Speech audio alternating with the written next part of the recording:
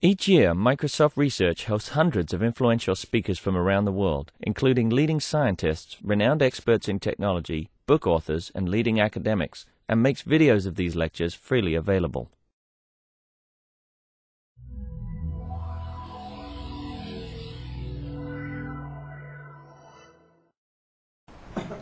All right, good morning. You heard yesterday morning Kirill talked about our thinking of management, and a key part in our thinking is, if I sort of start from the top, that we want to make systems self-managing because of scale and complexity and so on. And in order to do that, we need a description of the systems, which is the formal model, which we're working on very hard to drive modeling throughout our system. But a key element in achieving this self-managing situation is policy. We need a policy-based system. So we've spent a lot of time in the last year studying the policy problem. And what I want to do today is sort of give you an update on where we are. We're not done with this work. We are, in effect, the work we're talking about is something that will go into a future version of Windows. And you have to understand, in my role as an architect, I'm always working on a longer time frame. So from my perspective, Vista is a legacy product. And everything I'm talking about here is future beyond that. So what we have found out, to begin with, is we looked at the various kinds of policies we found. And I'm really talking here about systems management, IT management in general. I'm not talking about business policies and other things as well. But we easily found over 30 different kinds of policy in the system. Configuration policy, software deployment, patching, health monitoring, data replication, resource management, power and cooling, something we're not very active on right now, but that's beginning to happen. Because if you fire up all processors and all blades in a rack, the whole thing melts. So you have to plan on that. A whole bunch of policies around security and so on. So there's policy all over the place. And when we look at this, they don't have much in common, unfortunately, which makes it hard to think about them, right? So some of them are predicates over state. And several of my guys have been focusing on that. How do we come up with a reasonable way to deal with predicates over state? But unfortunately, not very many of them are like that. We have predicates over behavior, of course, and sometimes we call it policy, but they are behavior rules, they're calculations we do in health monitoring, correlation rules, all kinds of stuff. Some of the policies are associated with systems, with machines, with software. Some of them are associated with the whole distributed service, like a geoscale data replication system, distributed file system.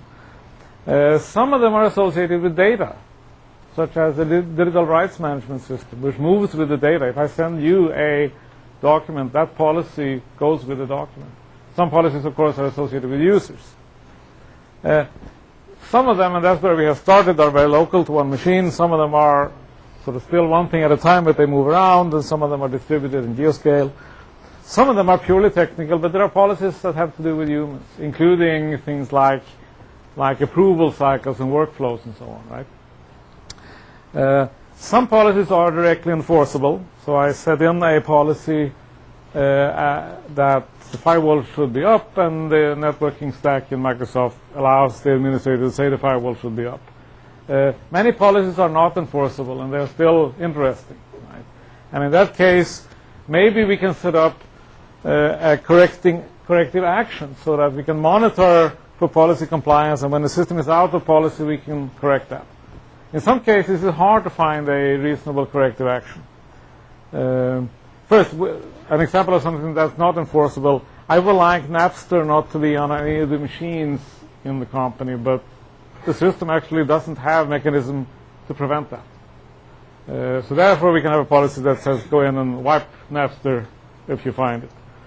But if I have a policy that Microsoft stock price should be above $33, the corrective action is difficult to dream up, right? So in that case, we monitor the policy, and in some cases, we have very useful but very weak policies, in effect advisory policies. You shouldn't do this, and if you do it, we will tell you that that's a bad idea, but we're not going to slap your wrist on that. And one interesting example that we have found is that the number one cause for a service call to Microsoft Support Center for SQL Server is that people have put they complain that the product performs badly because they have put the journaling file on a compressed drive. That's not a good idea. And when they built SQL, it didn't prevent that because 5 years ago, 7 years ago, they didn't imagine that DBA would be so stupid. But today, everybody and his grandmother has the SQL Server. They're not all skilled DBAs, so they do that. So therefore, we now have an advisory policy in effect. So with all this stuff, how can we bring order to this thing? And basically, we have concluded that trying to drive the company towards a single policy language is probably not feasible. And even if it were feasible, it is probably not a good idea, because a single language that can address all of this is probably going to be so rich that we can't reason over it. And in effect, it will be C++ or something like that. And that's not useful. I need to be able to analyze my policies. An illustration of the problem here, we have one customer that has 2,000 configuration policies for their machines, authored by 400 different admins. And these policies are sent to the various machines, and they have no way of detecting if two conflicting policies arrive on the same machine. My view is that is an unmanaged environment. Right? They have policies, but they don't have a clue what is going on. I need to be able to analyze these policies and find out if they conflict, if they overlap, and so on. So for that reason, we don't think we can go to single policy language. I'm not sure we want to have 30 of them, but cleaning that up and the transition, it will take time in any case. So our conclusion was that whether we have one language or 30 or something in between, we can simplify the world by extracting common elements. For example, if all policy systems use the same technique for targeting, for sending a policy to a certain set of machines, it will simplify the life of the administrator. Because I can ask then a question, which policies apply to this machine?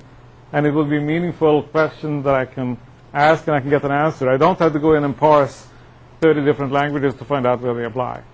Right? Same thing with scheduling, same thing with to which users does it apply, ambient conditions. There are a few things that are common.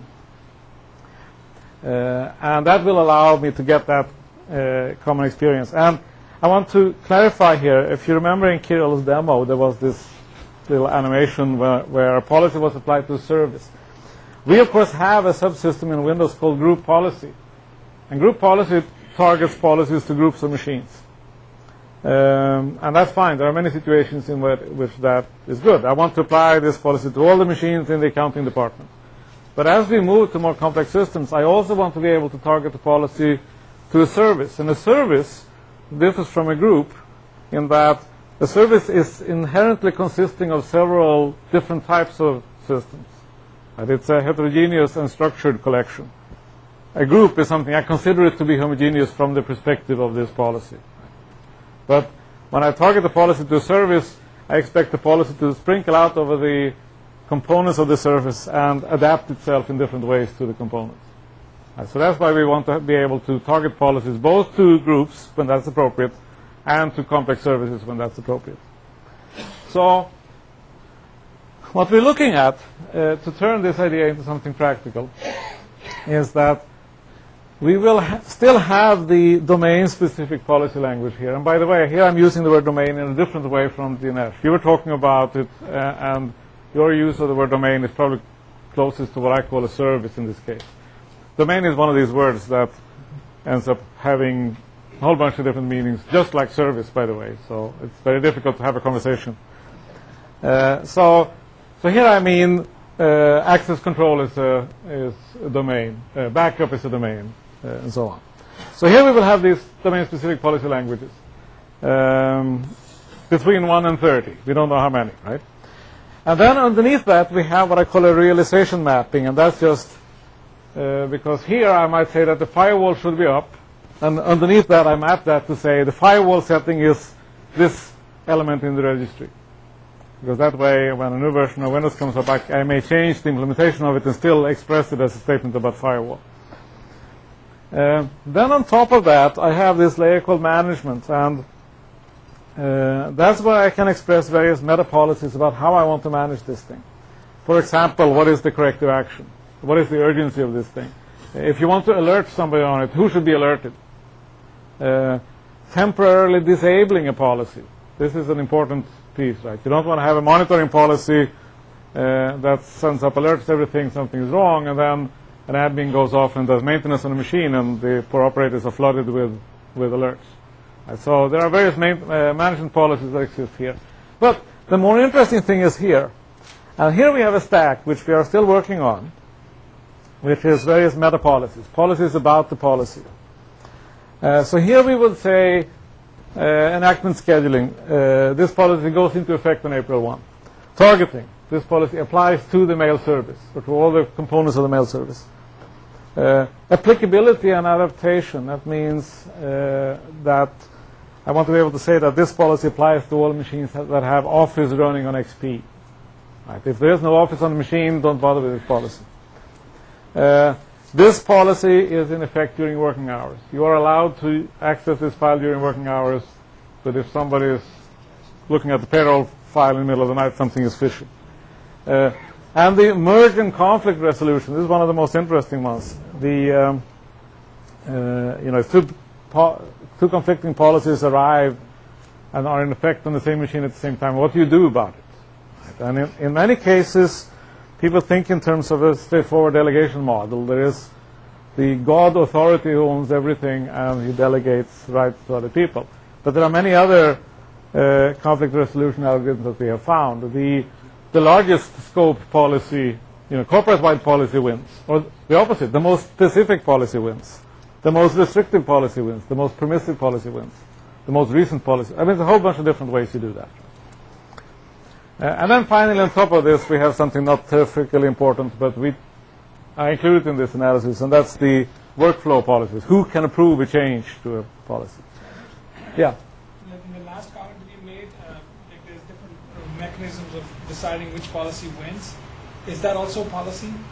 Yeah, that is in effect meta policy. Yeah, that's one of them. In effect, the way we're thinking of it is that each of these things will, in some sense, be a meta policy that is expressed in the same rigorous way we express the other ones. And of course, the answer to everything is XML, because XML cures cancer and so on. Yes. And how do you even know when there is a conflict? You might have a policy in one file, a different policy in another file. Good question. Two files are always used in conjunction by the same application, and now there's conflict there. Good question. That's in fact a very interesting problem. I'll talk about that. I wanted to make one comment first to set the stage for that. And that is the stuff I have over on the side. I call these meta policies. But these ones I call supporting namespaces, because they may be used by the entire meta policy stack. And the supporting namespaces are things that policies can reason over. And one of them here is the namespaces of a resource manager, like the file system, or SQL, or whatever it is. Then we have the system definition model, which is how we describe services and everything else. We have the users and groups that live in Active Directory. And we are in the process of defining sort of a common schema for schedules. So in effect, these units of data exist, and any policy and meta policy can refer to those. Now, in order to detect the conflict like you're asking about, the way I'm looking at it is that first you have to detect an overlap.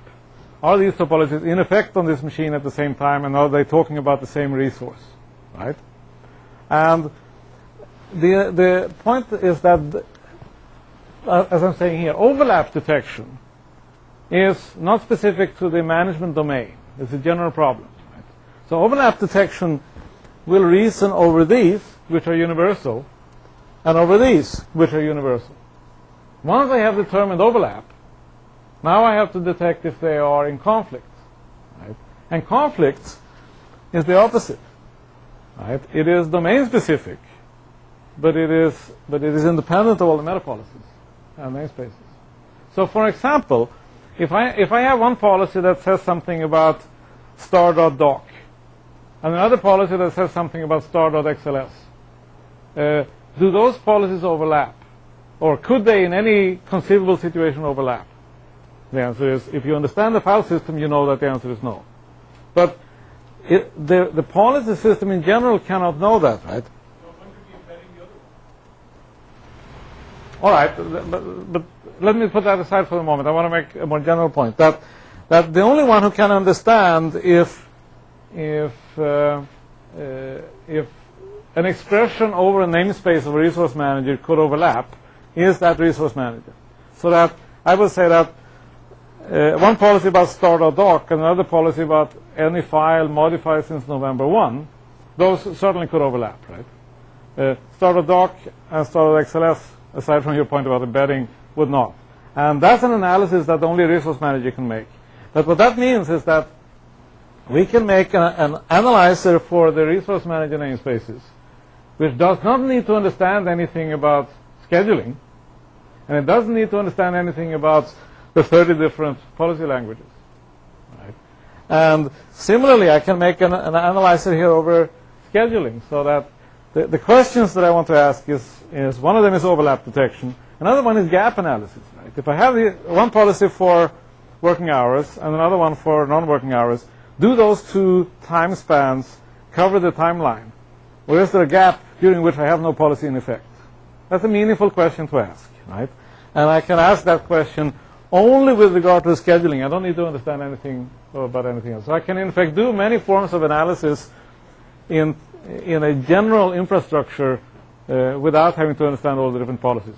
Yes? So I see your vertical things as being objects, but I wonder whether those are methods, too. I mean, you know, because if you want to set a policy that says these people can edit it and those people can only read it, I don't understand where that is in your Well, what I will say there is that access control is one domain-specific policy, right?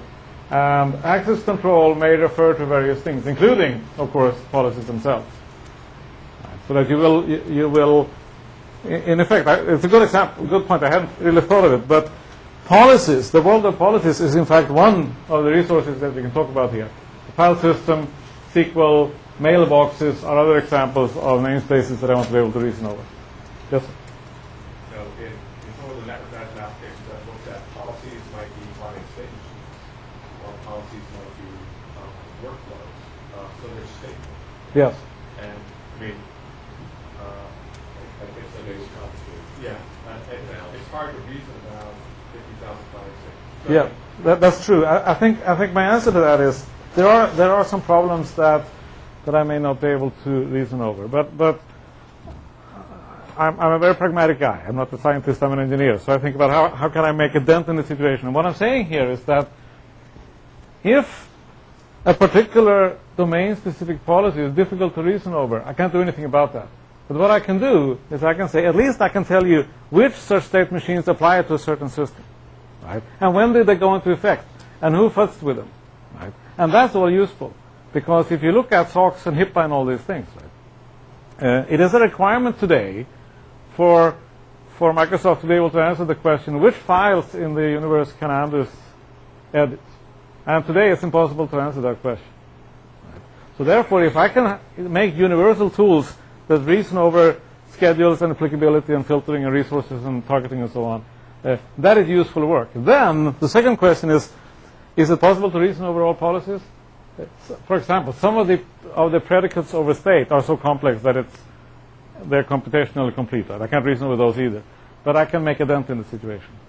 Thank you. Let me just wrap up by mentioning some of the tough problems that we are aware of. How do you make a good policy versus a bad policy? Right? And I don't know how to describe that. In fact, the tough problem is how to educate people on how to make a good policy.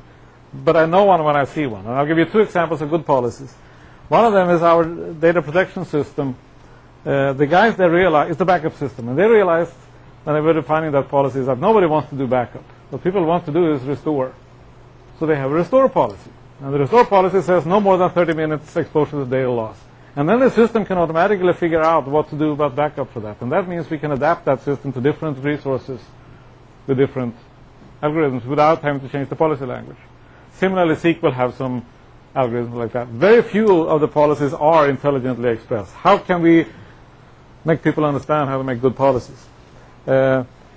here I talked about the different merge algorithms. If different subsystems have different merge algorithms, now I don't have consistency. I have defined a SOX policy. The SOX auditor approved this policy. It's a set of different policies.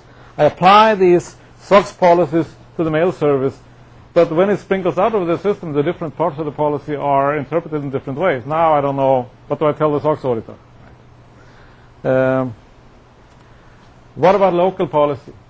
What about when I have a laptop and I have a USB stick and both of them have an operating system on it and policies on it, and I stick them into each other? Who wins? What do I do? Yes, Ken? In fact, I'm interested in this consistency issue, but I'm curious about other aspects. So when a policy is applied in a decentralized way, a common source of problems is that somebody's missing the most current parameters and therefore applies it inconsistently. If you look at the specification of the consistency requirements of the data that is input to these policies, is that something that you explore? To some extent, but I think I outlined some of my thinking on that the other day, or yesterday, that I think that it is necessary to make systems that are tolerant of inconsistency. That's not a very satisfactory answer. It's not a very satisfactory answer, but the point is not every policy as expressed would be tolerant. And I'm wondering, so therefore it seems like something when you may have a preference for one type of policy as opposed to another. But nonetheless, I can express a policy, a load balancing policy, for example, that only makes sense if I've got reasonably current state loads. I could write a different load balancing policy that would be less. So you might prefer the more forgiving policy, and but sometimes to be able to recommend it, but you still need to be able to specify the expectation of the policy relative to the data. That's a very good point. As a matter of fact, I think a reasonable way of thinking about it is probably that consistency requirement is another meta policy that can be addressed. Because if it is expressed that way, then the management system can deal with that. It's a very good point. Want to mention one other tough problem that we're working on, which is we're all focused on the damn computers, right? But I mentioned before this problem with DRM, digital rights management, which is a policy that attaches to data. It's a sticky ACL, in effect. And the question is, what other policies should attach to data? Like, for example, backup. If I send you a document by mail, and you edit that document and save it, why shouldn't it be backed up under the same policy as it was on my machine?